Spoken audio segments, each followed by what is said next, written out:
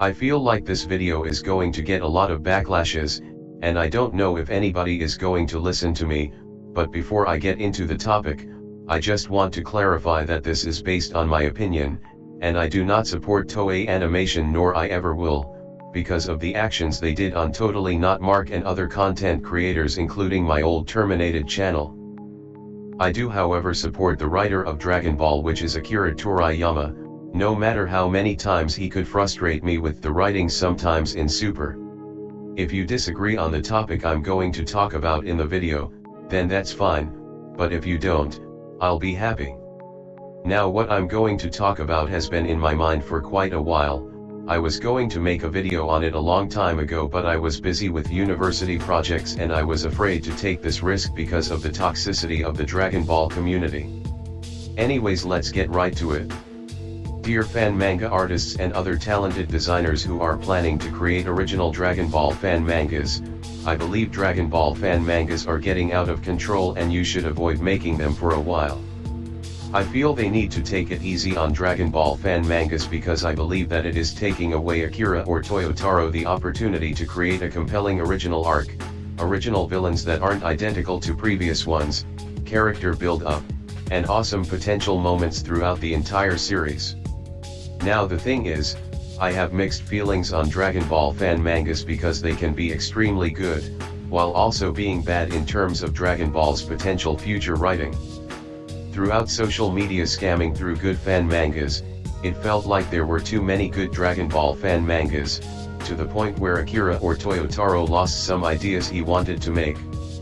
I believe Akira Toriyama had an idea or two, or even multiple plans, but fan mangas are getting in the way because it won't come across as original, and some of those people who made the stories may want compensation or feel like their story was stolen, even though they're already using the author's character to create their own original stories. It's an odd irony, but all of these fan mangas may have done more harm than good for us, no matter how much us fans like it. Some of the Dragon Ball fan mangas I'm referring to are the ones that Akira could have created in the future, such as scenes of manga panels of Goten and Trunks finally growing up, Goku reviving his family and meeting Grandpa Gohan 20 years later, the Saiyan Empire being born, a rematch of Goku vs Beerus as the story goes on to talk about the universes that were erased, the entire Universe 13 arc, Broly meeting Universe 6 Saiyans, Goku imprisoned by the gods, and many more other mangas. Are you freaking kidding me? If those moments were in the actual series, I can't imagine the praise the series will get without it being called repetitive by some other people. I have never seen so many fan mangas for a pre-existing anime series as I have for the Dragon Ball franchise. There is a lot of great talent in the anime community, but I feel like they are milking the shit out of the series. Now, I don't believe that all fan manga artists create these stories for the purpose of gaining publicity or money. I believe it is a way for them to express their love for the series, and they enjoy creating fan mangas. But making more Dragon Ball original potential stories, on the other hand, will give Akira Toriyama a bad reputation if he doesn't come up with a great plot in the future, and he will probably run out of ideas by making a wasted potential plot.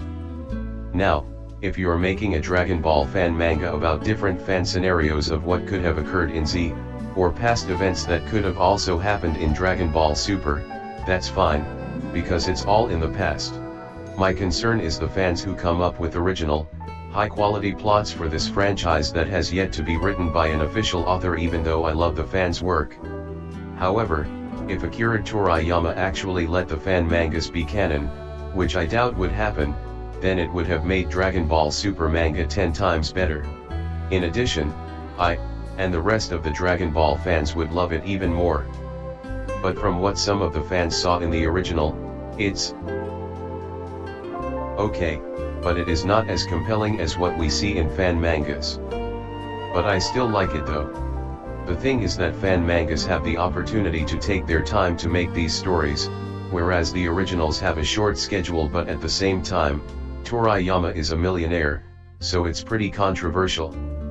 Now, to the people who keep shitting on Akira and Toyotaro by calling them a lazy repetitive writer for their mangas, let me ask you a question. Do you really think that Akira Toriyama couldn't have come up with original stories as good as fan mangas?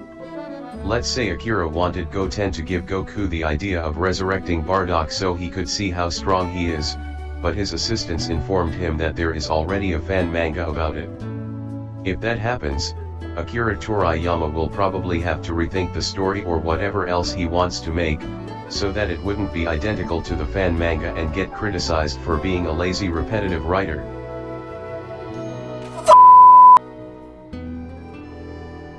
Therefore, they add Bardock to the Granola arc. Now I wasn't a fan of how they brought back Bardock at the wrong time, but as I look at it more, it seems that there is some potential for Goku meeting his father. Also, Toyotaro is a big fan of Bardock, so he has plans that he wants to make him an integral pinpoint character to the part of the Granola arc story. Also, before I move on, I want to point out that not a lot of people like the Dragon Ball Superheroes trailer, as I don't as well. Now, even though I'm not excited about the movie, I don't think the movie will be as good as the Broly movie, but that's just my opinion. Also, I will not support the Dragon Ball Superheroes film. However, if Toriyama created an arc like Dragon Ball Kakume and let Toei adapted it into a movie instead of what we got, then I could only imagine how excited the Dragon Ball fans could have been, including myself.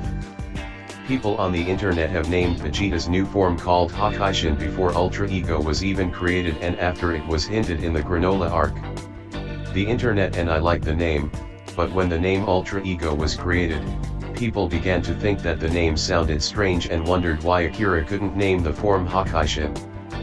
Perhaps, it's because the name has already been published as a fan-made name, so Akira naming Hakaishin will appear unoriginal. Now for the drawings. I've seen a lot of good Dragon Ball drawings in fan manga, but there's a reason for fan art, guys. I mean, you could have drawn dozens of different existing Dragon Ball characters and sold them as posters to make revenue. Now, unless you feel like you can't make a good story but can draw really good, I think that making fan art is much easier and better than trying to make a story from a pre-existing series that you wouldn't get paid for anyways. Now here is my suggestion for the safety of Dragon Ball's potential future plot.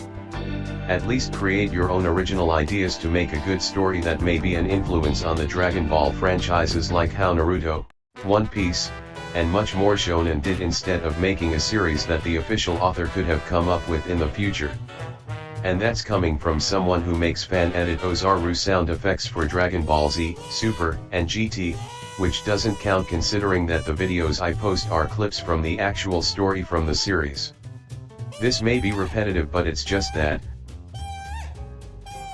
the more I see fan mangas, the fewer opportunities the author will create, and as a result, the excitement we have for the series and manga will go down the drain. So, everything I point out is the reason why I think Dragon Ball fan mangas need to stop for now. I have finally got this out of my chest. Let me know what your thoughts on this by adding a comment down below. Thanks for watching and have a blessed day.